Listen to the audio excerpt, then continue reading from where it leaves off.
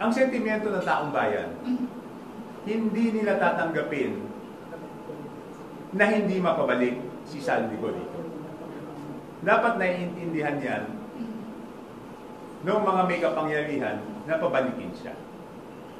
Kasi pag dumating sa punto, huwag naman sana na sabihin na kailangan siyang pabalikin at hindi siya mapabalik. Huwag natin subukan yung pasensya ng tao. Sa tingin ko doon na talaga magagalit ang taong bayan. At baka doon na sila magduda sa sinseridad ng investigasyon. Kaya nga, sinasabi ko, doon sa DFA, may kapangyarihan naman silang kanselahin yung passport eh. Ngayon, ang hindi ko maintindihan, bakit tila DFA o yung ibang nasa gobyerno ang nagdedepensa pa kay Saldico kung bakit hindi pwedeng kanselahin yung passport. Di ba dapat kanselahin nyo, tapos pabayaan yung abogado niyang questionin sa korte yung pagkansela? Bakit? Bakit? Parang tila baga, sila ba nag-abogado? May legal na proseso naman eh. Function nila yun. Oh, function nila yun eh.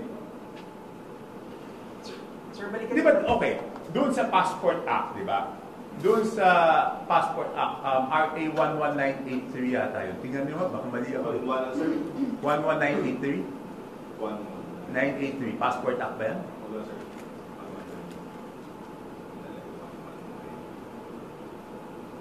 So sir, anong tingin niyo? Bakit parang meron kang hindi Oh, tama. Passport Act. Section 4 o Section 5.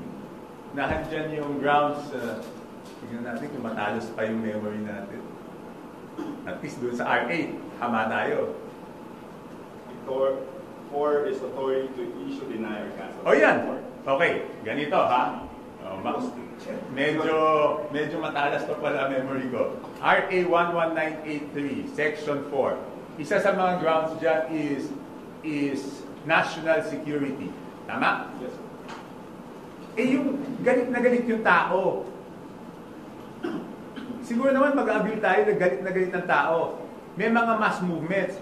Itong mass movements na to, pwedeng samantalahin ng masamang elemento para ma-destabilize yung gobyerno. Hindi pa ba national security issue yan? Hindi pa ba yan pasok doon? So sa DFA, hindi pa ba pasok yan? So ba't hindi nyo kanselahin? Tapos bahala na yung abogado niya mag-question. Sir, anong nakikita niyo possible reasons bakit parang hindi umuusan yung proseso niyo? Yung pag-cancel ng passport, hindi ko nga alam eh. Kaya nga dapat sagutin ng DFA eh.